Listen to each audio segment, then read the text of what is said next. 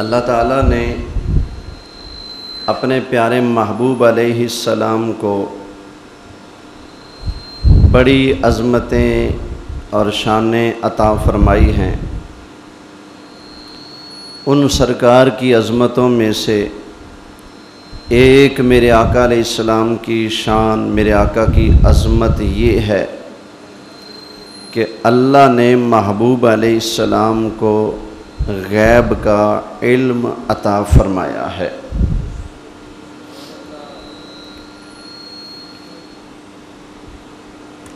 قرآن حکیم کی متعدد آیات اس کی دلیل ہیں، کثیر بے شمار احادیث مبارکہ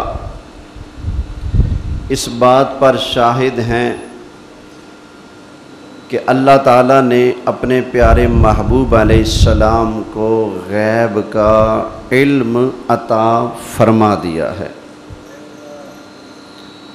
اللہ نے ہمیں جو تھوڑا بہت علم دیا ہے، ہم اس علم کی روشنی میں ہمیشہ یہی ثابت کرتے ہیں کہ میرے نبی کریم علیہ السلام کے علم کی کیا بات ہے۔ حضور کو اللہ نے یہ علم بھی سکھا دیا، وہ علم بھی عطا فرما دیا، وہ علم بھی پڑھا دیا ہے۔ لیکن کچھ لوگ ایسے ہوتے ہیں جو اپنے علم کے زور پر نبی کریم صلی اللہ علیہ وآلہ وسلم کے علم شریف کا، حضور کے علم غیب کا انکار کرتے ہیں۔ موضوع تو کچھ اور سوچا تھا، چل رہا تھا، لیکن آج یکدم یہ موضوع اس لیے اختیار کر لیا ہے کہ بعض احباب کی طرف سے ہمارے اہل سنت کے اس موقف پر کتابیں بھی چھپتی رہتی ہیں، تقریریں بھی ہوتی رہتی ہیں، لوگ ٹل لگاتے ہیں یہ ثابت کرنے کے لیے کہ میرے نبی کو فلاں فلاں فلاں فلاں چیزوں کا علم نہیں، کمال ہو گیا۔ وہ اپنا علم جھاڑتے ہیں اس لیے کہ ثابت کریں نبی پاک کو علم نہیں، اور ہم حضور سے علم کی خیرات پا کر یہی عرض کرتے ہیں ساری کائنات والوں کا علم ایک طرف، اللہ کے محبوب کا علم ایک طرف ہو۔ پلہ پھر بھی سرکار کے علم کا بھاری ہے۔ تو خلاصہ تو یہی ہے کہ جس میدان میں بھی دیکھو، جس انداز میں بھی دیکھو، یہی نظر آئے گا، سب سے اعلیٰ ہمارا نبی، سب سے بالا اعلیٰ ہمارا، اور سارے اونچوں سے اونچا سمجھیے جسے، سارے اونچوں سے اونچا سمجھیے جسے، ہے اس اونچے سے اونچا ہمارا نبی، ہے اس اونچے سے اونچا ہمارا۔ اللہ کی قسم ہے، بات سچ ہے، ذرہ برابر بھی شک نہیں، ہے اس اونچے سے اونچا ہمارا نبی، ہے اس اونچے سے نبی، سب سے اعلیٰ اعلیٰ، سب سے بالا والا ہمارا۔ خیر ذرا توجہ کرنا، اب میں آپ کے سامنے قرآن مجید فرقان حمید کی چند آیتیں پیش کرتا ہوں۔ جن میں صاف لکھا پڑا موجود ہے اللہ تعالیٰ نے اپنے کرم اور اپنے فضل سے اپنے پیاروں کو بالخصوص نبی کریم علیہ السلام کو غیب کا علم عطا فرما دیا ہے۔ سنتے جائیں اللہ کا قرآن 30واں پارہ سورہ تکویر کے اندر اللہ تعالیٰ نے ارشاد فرمایا، نبی کریم علیہ السلام کی شان بیان کرتے ہوئے اللہ تعالیٰ نے ارشاد فرمایا وَمَا هُوَ عَلَى الْغَيْبِ بِضَنِينٍ۔ نبی کریم علیہ السلام غیب کی خبر دینے میں بخیلی نہیں فرماتے۔ یہ اللہ کا قرآن ہے۔ نبی کریم علیہ السلام کی شان قرآن کے اندر اللہ نے بیان فرمایا وَمَا هُوَ عَلَى الْغَيْبِ بِضَنِينٍ۔ اللہ کا محبوب غیب کی بات بتانے میں بخل نہیں کرتا، بخیلی نہیں کرتا۔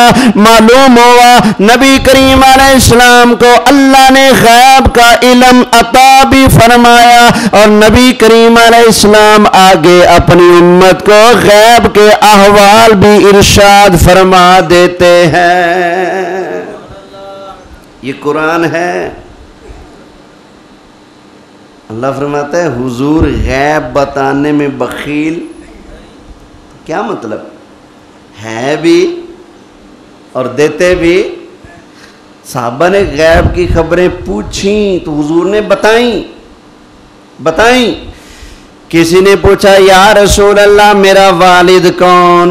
لوگ باتیں کرتے تھے نا، فرمایا تیرا والد فلاں ہے۔ کسی نے پوچھا یا رسول اللہ میں جنت کے اندر جاؤں گا یا نہیں جاؤں گا؟ نبی کریم علیہ السلام نے جواب ارشاد فرمایا ہاں تم جنت میں جاؤ گے۔ غیب کی خبریں صحابہ نے پوچھی، نبی کریم علیہ السلام نے جواب ارشاد فرمایا۔ صحابہ نے قیامت کی نشانیاں پوچھی، نبی کریم علیہ السلام نے جواب ارشاد فرمایا۔ جنت میں سب سے پہلے کون جائے گا؟ سرکار نے خبر ارشاد فرما دی، قیامت والا دن آئے گا، قبر سے سب سے پہلے باہر کون آئے گا؟ نبی کریم علیہ السلام نے بتا دیا کون بندہ ہوگا جو قیامت والے دن سب سے پہلے شفاعت کرے گا۔ اللہ کے محبوب نے اس کا بھی پتہ ارشاد فرما دیا۔ پوچھا گیا، سرکار نے فرمایا نا جنت کے 8 دروازے ہیں، روزے داروں کو روزے والے دروازے سے بلایا جائے گا، حج والوں کو حج کے دروازے سے بلایا جائے گا، نمازیوں کو نماز والے دروازے سے بلایا جائے گا، ذاکرین کو ذکر اللہ کرنے والوں کو اس دروازے سے بلایا جائے گا۔ پوچھا گیا یا رسول اللہ ہر بندے کو اس کی کوالٹی کے مطابق اسی دروازے سے جنت میں بلایا جائے گا، کیا کوئی ایسا بھی ہوگا جس کو ہر دروازے سے جنت میں بلایا جائے گا؟ فرمایا ہاں، اور وہ فرمایا کون ہے؟ فرمایا اے ابو بکر تو ہی ہے جس کو جنت کے ہر دروازے سے جنت میں بلایا جائے گا۔ یہ غیب کی خبر نہیں تو اور کیا ہے۔ نبی کریم علیہ السلام نے عیسیٰ علیہ السلام کے آنے کی ایک نشانی بیان فرمائی۔ حضرت امام مہدی نے پیدا ہونا ہے، دنیا میں آنا ہے، وفات پانی ہے، بادشاہی کرنی ہے، شادی فرمانی ہے، بچے پیدا ہوں گے۔ نبی کریم علیہ السلام نے سارا کچھ بیان فرمایا۔ قیامت کیسے آئے گی، کس دن آئے گی؟ سرکار نے بیان فرمایا دجال آئے گا، کیا کیا چیزیں کام کر کے دکھائے گا۔ نبی کریم علیہ السلام نے سب کچھ بیان فرمایا۔ کیوں؟ اس لیے اللہ نے محبوب کو غیب کا علم عطا بھی فرمایا، اور آگے غیب کی خبریں دینے کی اجازت بھی اللہ نے مصطفیٰ کو عطا فرما دی ہے۔ میں تو نہیں کہہ رہا نا، قرآن ہے۔ فرمایا وَمَا هُوَ عَلَى الْغَيْبِ بِضَنِينٍ۔ 30واں پارہ سورہ تکویر ہے۔ اب 29ویں پارے میں آ جائیں، سورہ جن میں اللہ ارشاد فرماتا ہے اللہ تعالیٰ نے ارشاد فرمایا عالم الغیب فلا یظہر علی غیبہ احدا الا من ارتضی من رسول. سارے کہہ رہے ہیں سبحان اللہ. فرمایا غیب کا جاننے والا اللہ، وہ اپنا غیب کا خزانہ، غیب کا علم کسی پر ظاہر نہیں کرتا. کسی پر ظاہر الا من ارتضی من رسول. لیکن اللہ تعالیٰ اپنے رسولوں میں سے جس پر چاہے غیب کے خزانوں کو کھول دیتا ہے. جس پر چاہے غیب کے خزانے اللہ کھول دیتا ہے. تو اللہ نے غیب کے خزانے اپنے نبیوں پر، اپنے رسولوں پر کھولے ہیں. یہ قرآن ہے. یہ 2 آیتیں ہوگی. اب تیسری آیت سن لیں. حضرت موسیٰ علیہ السلام سے پوچھا گیا سب سے بڑا صاحب علم کون ہے اس وقت؟ آپ کے آس پاس توجہ نہیں گئی. دیکھا کہ میں نبی ہوں. فرمایا میں ہوں. اللہ نے مجھے بہت علم عطا فرمایا. اس وقت سب سے بڑا صاحب علم میں ہوں. اللہ نے فرمایا پیارے موسیٰ، ہمارا ایک اور بھی پیارا ہے، اس کو بھی ہم نے بڑا علم عطا فرمایا ہے. اب اس پیارے کا نام ہے حضرت خضر. کیا نام ہے؟ حضرت خضر. 15ویں پارے کے اینڈ میں اور 16ویں پارے کے شروع میں یہ سارا واقعہ حضرت موسیٰ اور خضر کی ملاقات کا موجود ہے. حضرت خضر علیہ السلام کے بارے میں اللہ تعالیٰ نے ارشاد فرمایا وَعَلَّمْنَاهُ مِن لَّدُنَّا عِلْمًا.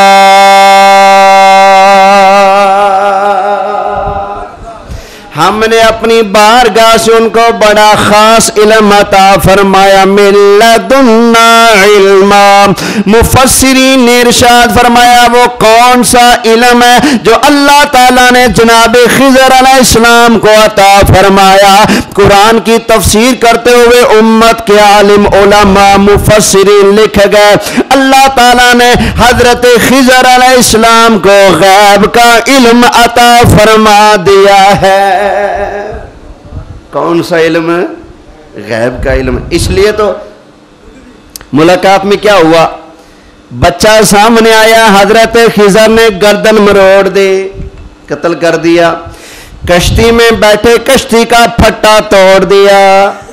بستی میں پہنچے، کھانا مانگا، نہ دیا. ان کی دیوار گرنے والی تھی، آپ نے آسرا کر کے دیوار کو سہارا دے کر مضبوط کر دیا. حضرت موسیٰ علیہ السلام نے کہا جناب والا آپ نے بلا وجہ بچے کا قتل کر دیا، کیوں کیا؟ آپ نے نئی کشتی کا پھٹا توڑ دیا تو کیوں توڑا؟ جنہوں نے پانی نہ دیا، کھانا نہ دیا، آپ نے ان کی دیوار کو بنایا تو کیوں بنایا؟ قرآن کے اندر لکھا پڑا موجود ہے. حضرت خضر علیہ السلام نے جواب دیا پیارے موسیٰ میں نے تقدیر کے اندر دیکھ لیا تھا یہ بچہ بڑا ہو کر کافر بن جائے گا. میں نے کافر ہونے سے پہلے بچے کا گلا دبا کر مار دیا ہے. میں نے اس کا بھلا کیا، بڑا ہو کر کافر بن جائے گا، میں نے ابھی صفایا کر دیا. اور دعا کرتا ہوں اللہ اس کی جگہ ان کے ماں باپ کو نیک بچہ عطا فرمائے گا. لو جی تقدیر میں لکھا تھا بڑا ہوگا اور کیا بنے گا، قرآن کی بات ہے.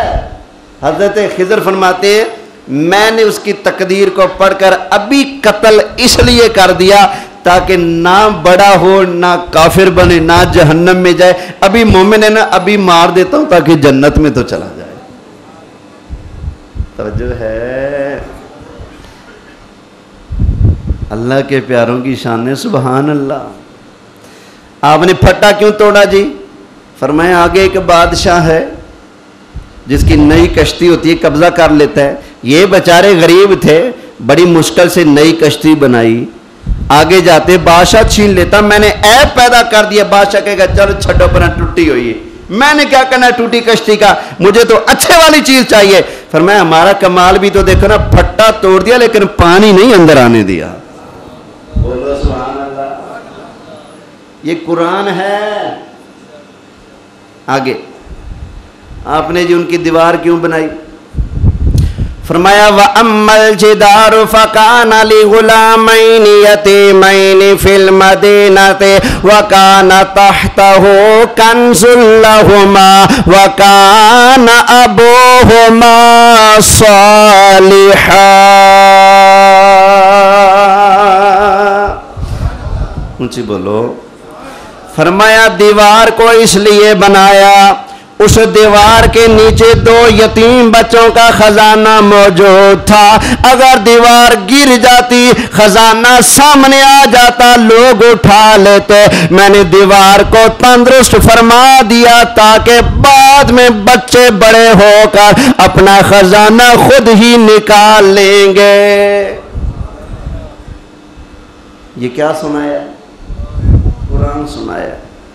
अच्छा, हमारे नबी पाक अलैहिस्सलाम का कलिमा पढ़ने वाले कुछ मौलवी हजरात कहते हैं नबी पाक अलैहिस्सलाम को दीवार के पीछे का नहीं पता।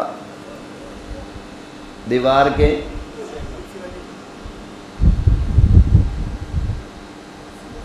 लिखा दिखाना मेरी जिम्मेदारी है, डरते क्यों हो? लिखने वाला बकवास लिखते नहीं डरा तो मैं फेंटी लगाते डर जाऊं? हैं? सुभान अल्लाह का है। नबी पाक के बारे में लिखा कि नबी पाक को दीवार के पीछे का पता नहीं, माज़अल्लाह। अब कुरान क्या कह रहा है? अच्छा जरा अकल थोड़ी सी इस्तेमाल कीजिएगा। एक है दीवार के पीछे का पता लगाना और एक है दीवार के नीचे का पता लगाना। सौखा केड़ा है? पार का पीछे का पता लगाना आसान। आप ऐसे कर लो, अगले से पूछ लो, पता लग जाएगा ना। लेकिन नीचे का पता लगाना गिरानी पड़ेगी, फिर पता लगेगा ना। अल्लाह के प्यारों की शान सुभान अल्लाह। नबी करीम अलैहिस्सलाम की शान कौन बयान करे? अल्लाह की कसम है, नबी करीम अलैहिस्सलाम की तो शान वराउल वरा हमारी जिंदगी खत्म हो जाए बयान करते। सरकार की शान का बाब कभी पूरा नहीं हो सकता। नबी करीम अलैहिस्सलाम तो बड़ी ऊंची शान वाले हैं। कुरान के अंदर मौजूद है हजरत मूसा अलैहिस्सलाम के जमाने के अंदर जो अल्लाह के प्यारे मौजूद है, हजरत खिजर अलैहिस्सलाम, वो फरमाते हैं वकान तहतहु कंजुल लहुमा।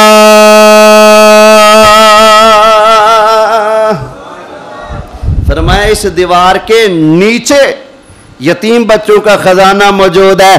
पता चला अल्लाह ताला के प्यारों की शान है सुभान अल्लाह। दीवार के पीछे तो बात की बात है, अल्लाह ताला तो अपने प्यारों को जमीन के नीचे का भी इल्म अता फरमा देता है। फिर बोलें सुभान अल्लाह।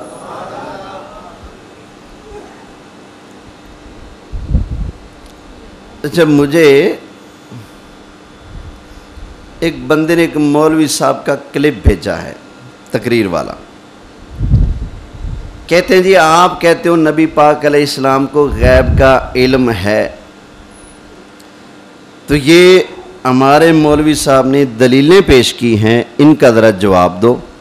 अगर हुजूर को इल्म था तो ये था वो था, वो फिर पचने शचने लगा रहे हैं मौलवी साहब। तो क्या फ़ायदा ऐसे इल्म पढ़ने का? इल्म पढ़कर ये मनवाना है कि नबी को इल्म नहीं है। ऐसे इल्म का फ़ायदा है? इल्म पढ़िया ते अदब न सिखिया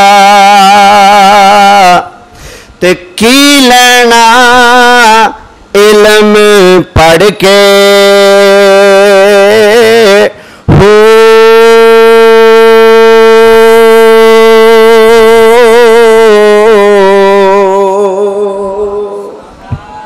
کیا فائدہ اس علم کا جس کو پڑھ کر امتی نے زور یہی لگانا کہ نبی پاک کو یہ نہیں پتا وہ نہیں پتا ہے۔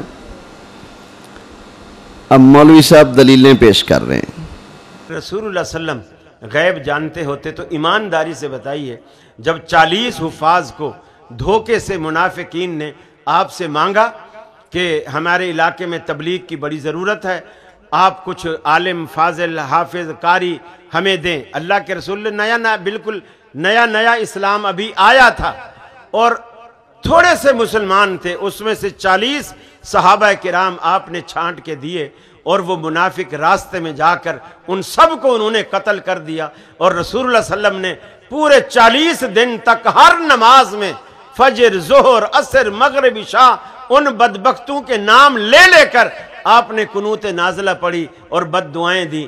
اگر اللہ کے رسول کو پتہ ہوتا کہ یہ میرے صحابہ کو مارنے اور قتل کرنے کے لیے لے جا رہے ہیں، ایمانداری سے بتاؤ خانپور والو، اللہ کے رسول صحابہ کو ان کے ساتھ بھیجتے؟ یہ بخاری شریف کی حدیث پڑھ رہے ہیں، اور بھی کتابوں میں ہے۔ نجد کے کچھ لوگ نبی پاک کے پاس آئے، نجد کے لوگ منافق تھے،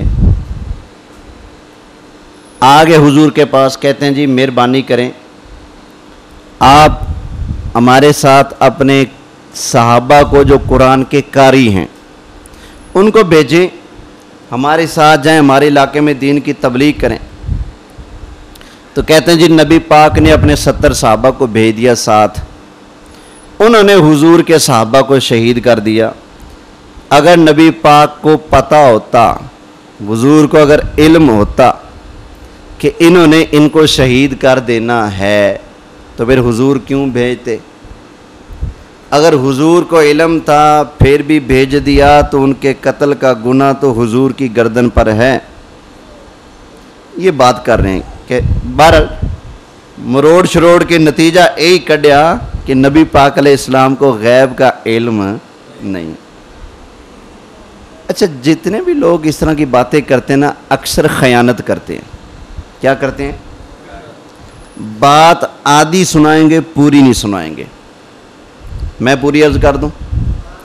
نجد کے لوگ آئے حضور کے پاس، کہنے لگے جی آپ مہربانی کریں، اپنے غلاموں کو بھیجیں، ہمارے علاقے میں تبلیغ کی ضرورت ہے، اپنے حفاظ صحابہ کو بھیجیں، ان کو قرآن سنائیں، ان کو مسلمان کریں، ہمیں دین سکھائیں، نمازیں سکھائیں، بھیجیں۔ تو یہ کہہ رہے ہیں کہ نبی پاک نے بھیج دیا۔ بھئی بھیجنے سے پہلے سرکار نے کچھ فرمایا بھی تھا، وہ کون پڑھ کے سنائے گا؟ وہ میں سناؤں گا، اس لیے کہ اگر وہ بیچارہ سنا دیتا تو اس کی تقریر کیسے پوری ہوتی؟ اس نے جو کہانی ڈالنی تھی وہ کیسے چلا سکتا تھا؟ خیانت کیے بغیر تو کام نہیں چلتا۔ اوے پورے پڑھو پوری بات۔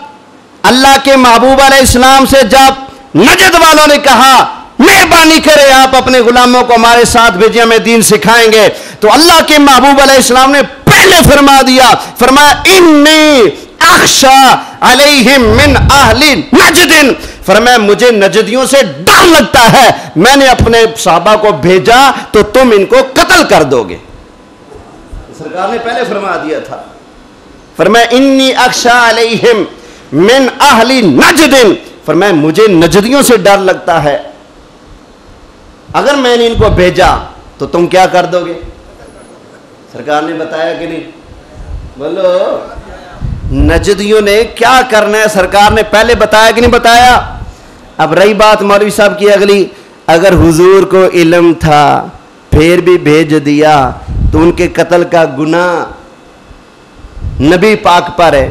اچھا تینوں پتہ ہے تیری اولاد ہوئے گی، جمے گی، بڑی ہوئے گی، بالآخر مرے گی، جو تو تینوں پتہ ہے تیرے بچیاں نے مرنا ہے تو جمدہ کیوں ہے؟ باقی کافروں نے نبیوں کو شہید کیا کہ نہیں کیا؟ قرآن میں لکھا موجود ہے جگہ یقتلون النبیین بغیر الحق، بلا وجہ کافروں نے نبیوں کو شہید کیا۔ اللہ کو پتا تھا کہ نہیں یہ شہید کریں گے؟ चलो मौलवी तुझे नबी पाक के इल्म में शक नजर आता है, अल्लाह के इल्म में तो पक करना। अल्लाह को पता था तो फिर अल्लाह ने मरवाने के लिए नबी भेजे, क्या जवाब देगा तू यही कहेगा भाई अल्लाह को इल्म था लेकिन अल्लाह ने नबी भेजे, फिर भी पता था कत्ल कर दिए जाएंगे, फिर भी भेजे क्यों? अल्लाह चाहता था कि मेरे नबियों को जैसे दूसरी शानें मिली हैं शहादत का रुतबा भी मिल जाए। तो मैं कहता हूं नबी पाक को भी पता था ना कोड़े आने करना इंज ही है, लेकिन सरकार ने भेज दिया क्यों? शहादत है मतलूब मकसूद मोमिन, शहादत मोमिन का मकसूद है, मतलूब है, इसलिए नबी करीम अलैहिस्सलाम ने भेज दिया। वरना पंजाबी में कहते हैं गोडा बनो, सरकार ने गोडा तो पहले बांध लिया ना, फरमाया मुझे पता है तुमने मेरे सहाबा को शहीद कर देना। अब नजदीक करने लगे जी अल्लाह की कसम है ला इलाहा इल्लल्लाहु मुहम्मदुर रसूलुल्लाह, हमसे कसम ले लें, हमसे हल्फ ले लें, हम वादा करते हैं आपके गुलामों को कोई नुकसान नहीं पहुंचाएंगे, मेहरबानी करें भेज दें। अब अगर सरकार ना भेजते तो क़यामत वाले दिन रब ने पूछना था ओए नजदियो तुमने कलमा क्यों नहीं पढ़ा? तो वो क्या जवाब देते भला? या अल्लाह हम तो तेरे नबी के पास गए थे, हमने कसमें उठाई, कलमे पढ़े, वादे दिए कि आप अपने गुलामों को भेजें, सारे इलाकों में तेरे नबी के गुलाम कलमा पढ़ाने के लिए चले गए, हमारे इलाके में आए नहीं, हमने तो कहा भी था फिर भी नहीं भेजा, हमारा क्या जुर्म है? तो क़यामत वाले दिन ये लोग ऐसा ना कह सके, इसलिए नबी पाक ने इत्तिमाम हुज्जत के लिए अपने सहाबा को रवाना फरमाया। वगरना ये कौन बताएगा? सरकार ने फरमाया मुझे पता है, मुझे डर लगता है कि तुमने मेरे सहाबा को क्या कर देना है? बोलो शहीद कर देना है, कत्ल कर देना है। भाई दलील वो पेश करो जिससे काम भी जाए। अच्छा इसके बाद सुनाने का टाइम नहीं है, मौलवी साहब ने एक और दलील पेश की, नहीं भेजते। सिद्दीक़ा कायनात पर इतना बड़ा लोगों ने इल्ज़ाम लगाया, रसूलुल्लाह सल्लल्लाहु अलैहि वसल्लम इतने परेशान हैं, इतने परेशान हैं कि आपने एक एक से मशवरा किया, सहाबा से मशवरा किया, खवातीन से मशवरा किया। अल्लाह के रसूल इस कदर मशकूक हुए, आलिमुल गैब ऐसा कभी मशकूक होता है? और वो भी अपनी बीवी के बारे में। ये लोगों की कहानियां हैं, किस्से हैं जो हदीस के भी खिलाफ हैं और कुरान के भी खिलाफ हैं। कहते हैं जी हजरत अम्मा आयशा सिद्दीक़ा रज़ियल्लाहु ताला अन्हा पर नबी पाक अलैहिस्सलातु हुजूर की बीवी पर हजरत आयशा सिद्दीक़ा पर मुनाफिकों ने इल्ज़ाम लगाया, माज़अल्लाह आपके किरदार पर उंगलियां उठाईं। तो नबी पाक अलैहिस्सलाम परेशान हुए, परेशान होकर आपने सहाबा से पूछा भाई क्या किया जाए? कहते अगर नबी पाक को पता होता कि मेरी बीवी पाक साफ़ है तो सरकार सहाबा से मशवरा क्यों करते? ये मशवरा करना इस बात की दलील है कि नबी पाक को शक था, हज़रत आयशा पर शक था, इसलिए हुजूर ने सहाबा से मशवरा मांगा भाई क्या किया जाए। हुजूर को इल्म नहीं था। इसका भी जवाब अर्ज कर दूं। आपको पता है आपकी माँ, बहन, बेटी, बीवी बिल्कुल पाक दामन है, पूरा यकीन है आपको, लेकिन जब मोहल्ले में लोग बातें करें तो आप परेशान हो गए कि नहीं? बोले परेशान होंगे। इस परेशानी में आप अपने किसी प्यारे से कहें यार इन्हें तो की करिए, ये लोग बकवासें करते हैं, क्या मतलब? इसका मतलब ये है कि आपको अपनी माँ बहन पर शक है, इसलिए आप मशवरा कर रहे हैं। आपको यकीन है लेकिन महल्लेदार बातें करेंगे तो परेशान होंगे। इज्जतदार बंदा हमेशा जिल्लत वाली बात पर परेशान होता है, ख्वाब उसने जुर्म ना किया, वो कहता है मेरी चादर पर दाग लगे तो लगे क्यों, इसलिए परेशान होता है। और भाई नबी पाक परेशान इसलिए नहीं थे कि पता नहीं आयशा का मामला क्या है, ना ना, ऐसा कहना बिल्कुल झूठ है। इसलिए कि जिस बुखारी से तू दलील पेश कर रहा है जालिमा खयानत क्यों करता है, पूरा पढ़ना। बुखारी के उसी सफ़े पर लिखा है मेरे आका अलैहिस्सलाम ने मस्जिद नबवी शरीफ में मिंबर लगाकर सहाबा को जमा करके इरशाद फरमाया था, फरमाया मेरे सहाबा ये मुनाफिकों का क्या बनेगा जो मेरे भर के घर के बारे में बातें करने लगे हैं। फरमाया फवल्लाही मा अलिमतु अला अहली इल्ला खैरा, फरमाया अल्लाह की कसम है मैं जानता हूं मेरी बीवी आयशा पाक है, साफ है। مرے تینوں پین کیڑے، بخاری کے یہ الفاظ تیرا ابا پڑھے گا؟ خیانت کر کے مصطفیٰ کی شان چھپاتے ہو۔ بخاری کے اندر تجھے یہ تو نظر آ گیا، نبی پاک نے فرمایا کیا کیا جائے، یہ کیوں نظر نہیں آیا؟ اسی حدیث میں اسی صفحے پر لکھا ہے، میرے آقا نے فرمایا اللہ کی قسم ہے میری بیوی، بولو کیا ہے؟ یہ بخاری ہے، مجھے تو اپنے آقا کی قسم پر اعتماد ہے، تجھے نہ ہو تو میں کی کرا؟ میرے آقا دی زبان ساڑھے واسطے کسی ہور دا بیان چنگا۔ جب سرکار نے فرما دیا بخاری کاش میں لے کر آتا، میں یوں دکھاتا، الفاظ مجھے زبانی یاد ہے، میں نوکر ہوں نا مصطفیٰ کا، ہمارا تو کام ہے نوکری کرنا، اس لیے میں نے زبانی الفاظ یاد کیے۔ سرکار نے فرمایا فواللہ، اللہ کی قسم ہے، ما علمت علی اہلی الا خیرا، اللہ کی قسم ہے میں جانتا ہوں خیر ہی خیر ہے، پاک ہے، صاف ہے عائشہ۔ سرکار نے قسمیں اٹھا دی، امتی کہے جی تانوں تے پتہ ہی نہیں۔ حضور فرمائے اللہ کی قسم مجھے پتہ ہے، یہ کہے جی نہیں آپ کو تو پتہ ہی نہیں، تو پھر کس کی بات مانی جائے؟ سرکار کی بات نا، توجہ ہے۔ دوسری بات، بخاری شریف کے اندر بھی کچھ کمزور حدیثیں ہیں، ضعیف حدیثیں بخاری شریف کے اندر بھی موجود ہیں، اور یہ والی جو روایت ہے نا حضرت عامہ عائشہ پر منافقوں نے الزام لگایا، حضور پریشان ہوئے، یہ معاملات ہوئے، یہ بھی بخاری شریف کی کمزور ترین روایتوں میں سے ایک ہے۔ اس سے دلیل پکڑنا جائز ہی نہیں، بات ہی کچی ہے، تو کچی بات کو لے کر اس محبوب کے بارے میں کیسے بات کرنا جائز ہے جن کی شان بالکل پکی ہے؟ سمجھ آئی نا؟ کچی کیسے ہے، میں آپ کو ایک مثال دیتا ہوں۔ اسی روایت میں لکھا ہے جس نے روایت گھڑی اس کے دماغ نے پورا کام نہیں کیا۔ کیسے؟ سرکار کے ایک صحابی ہیں جن کا نام ہے حضرت سعد بن معاذ۔ کیا نام ہے؟ سعد بن معاذ۔ یہ جنگ احد کے موقع پر شہید ہوئے ہیں، زخم لگا تھا، تیر لگا یہاں کونی میں، جنگ احزاب میں، تو یہاں سے خون ایسا جاری ہوا کہ کئی دنوں کے بعد آپ کی شہادت ہوگی اسی زخم کی وجہ سے۔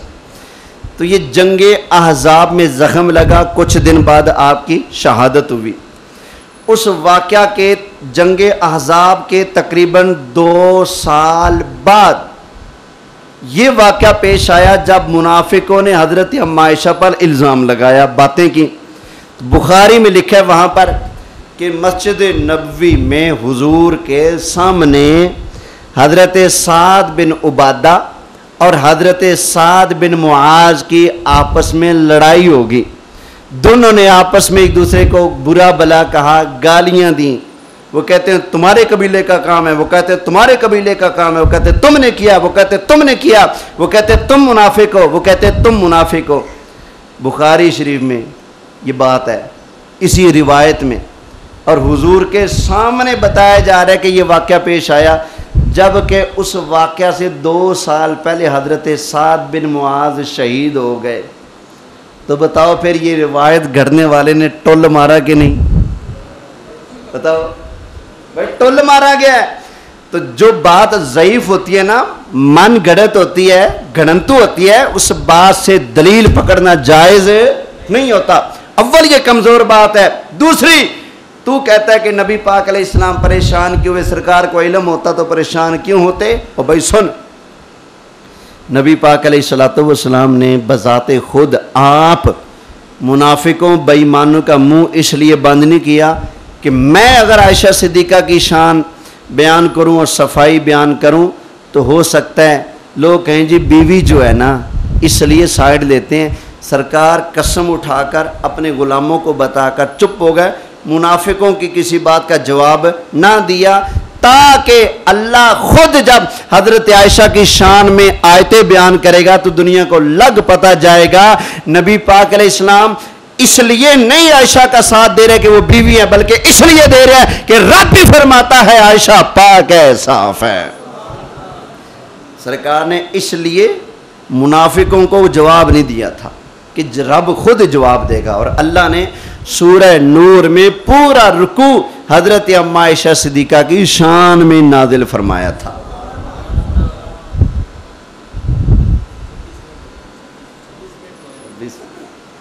محبت سے سبحان اللہ کہیے۔ ایک اور بات انہوں نے پیش کی ہے،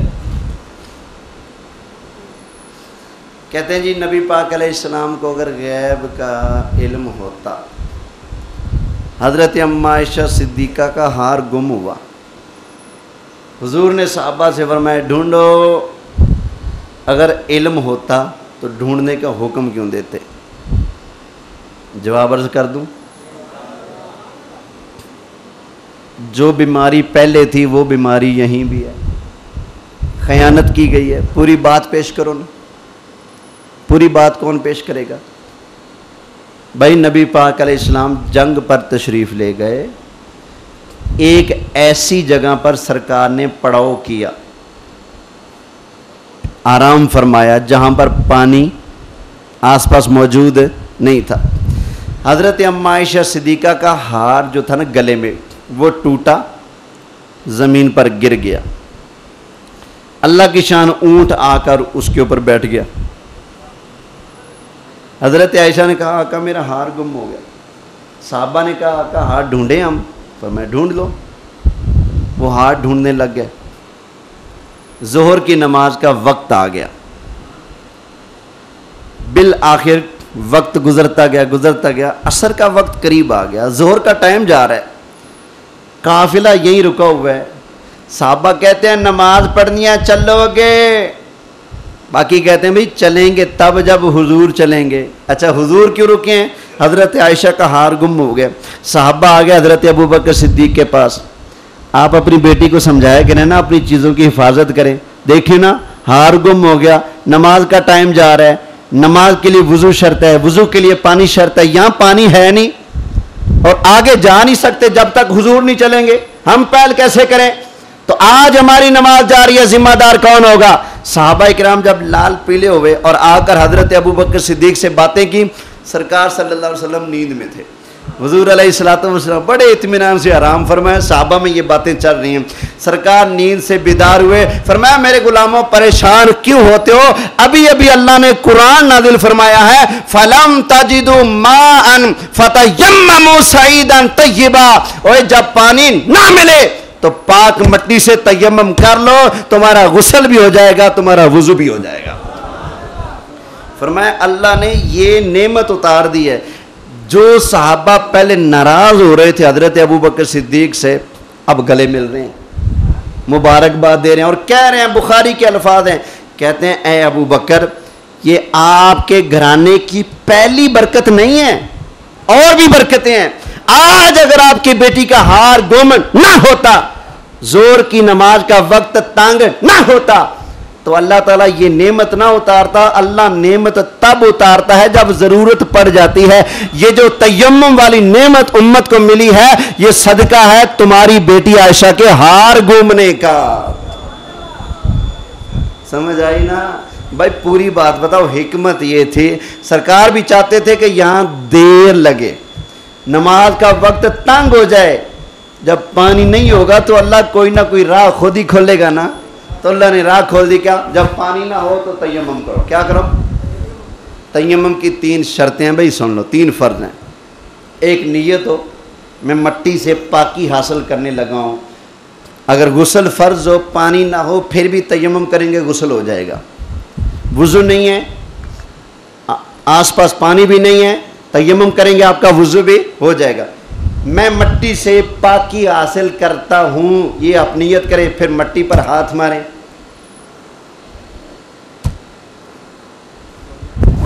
لو جی آپ کا وضو ہو گیا۔ کتنا آسان دین ہے، سبحان اللہ کہہ رہے ہیں۔ تو بھائی حکمت تھی، حکمت تلاش کی جاتی ہے کہ ایسا کیوں ہوا۔ یہ نہیں کہتے یہ تو بےمان بندے کا کام ہے مصطفیٰ کریم علیہ السلام کے علم کو تولتا پھر غلام تو مانتا ہے، غلام بیان کرتا ہے۔ رہی یہ بات کہ تلاش کیوں کروایا، میں قرآن سے دلیل پیش کرتا ہوں، چیز کا علم ہوتا ہے پھر بھی تلاش کروائی جاتی ہے۔ کیسے؟ قرآن میں لکھا موجود ہے، حضرت یوسف علیہ السلام نے حضرت بنیامین کو پہچان لیا، تو فرمایا میں یوسف ہاں۔ کہتے جی پرا جی میں نے واپس نہیں جانا، آپ کے پاس ہی رہنا ہے۔ فرمایا جانا تو پڑے گا۔ نا جی نا میں نے واپس نہیں جانا۔ فرمایا چور بننا پڑے گا۔ کہتے ہیں منظور ہے، 100 چوریوں کا الزام آ جائے منظور ہے، واپس نہیں جانا، آپ کے پاس رہنا ہے۔ فرمایا چلو ٹھیک ہے۔ حضرت یوسف علیہ السلام نے جب ان کا سامان پیک ہونے لگا نا، تو اپنا شاہی پیالہ جو تھا چپکے سے ان کے سامان میں رکھ دیا، بند کر دیا۔ قافلہ چلا نا تو آپ نے فرمایا میرا پیالہ کہاں ہے؟ اور میرا پیالہ کتھے؟ ڈھونڈو پیالہ کہاں ہے؟ فوج نے کہا جناب جی وہ قافلہ جا رہا ہے، وہ چوری کر کے گئے ہوں گے۔ فرمایا بلاؤ۔ ثم اذن مؤذن ایتها العیر انکم لسارقون، اوے قافلے والو رک جاؤ، تم چور ہو۔ انہوں نے ایسے مڑ کر دیکھا، ماذا تفقدون، اور تمہارا کیا گواچ گیا، کیا چوری ہوا ہے؟ انہوں نے کہا قالوا نفقد صواع الملک، بادشاہ کا پیالہ گم ہو گیا ہے، جو بندہ لے کر آئے گا نا خود بخود چپ کر کے دے گا، اس کو انعام ملے گا، پیالہ دے دو۔ انہوں نے کہا جی ہم نبیوں کے بیٹے ہیں، ہم نبی کے بیٹے ہیں، کوئی پیالہ ہمارے پاس نہیں، ہم چور نہیں ہیں۔ فرمایا تلاشی لیں گے ہم۔ تلاشی لی، بڑے بھائی سے شروع کیا، اینڈ تک آگے حضرت بنیامین کو چھوڑ دیا۔ فرمایا بھائی اس کے پاس بھی نہیں۔ کہتے ہیں نا جی نا اس کی بھی لیں، پھر آپ کہیں گے۔ فرمایا اچھا۔ فَبَدَأَ بِأَوْعِيَتِهِمْ قَبْلَ وِعَاءِ أَخِي ثُمَّ اسْتَخْرَجَهَا مِنْ وِعَاءِ أَخِي۔ حضرت یوسف علیہ السلام نے بسم اللہ پڑھ کے ہاتھ ڈالا اور بنیامین کے سامان میں سے پیالہ نکال لیا، اور ادھر حضرت بنیامین کا ہاتھ پکڑ لیا۔ فرمایا یہ میرا چور ہے۔ اللہ فرماتا ہے کذالک کدنا لیوسف، یہ تدبیر، یہ طریقہ میں اللہ نے یوسف علیہ السلام کو سکھایا تھا۔ اللہ کو بھی پتا تھا پیالہ کہاں ہے، یوسف علیہ السلام کو بھی پتا تھا پیالہ کہاں ہے، لیکن جو مقصد حاصل کرنا تھا وہ تلاشی لیے بغیر حاصل نہیں ہو سکتا تھا۔ اسی طرح وہاں پر نبی پاک کو پتا تھا پیالہ کہاں ہے، اللہ کو بھی پتا تھا پیالہ کہاں ہے، لیکن تلاش کروانا تھا، کیوں؟ مقصد حاصل کرنا تھا۔ تلاش کرتے کرتے دیر ہو جائے گی، نماز کا وقت جانے لگے، پانی نہیں ہوگا، تو اللہ تعالیٰ پانی کی جگہ تیمم کی نعمت نازل فرما دے گا۔ یہ حکمت تھی، حکمت ڈھونڈی جاتی ہے، سرکار کی شان پر اعتراض نہیں کیا جاتا۔ اللہ ہمیں حضور کی عظمتیں مانتے رہنے کی توفیق عطا فرمائے۔ اب گھڑی صحیح کروا لو تاکہ ٹائم اگے نہ جائے، نہیں تو ذمہ میرا نہیں ہونا۔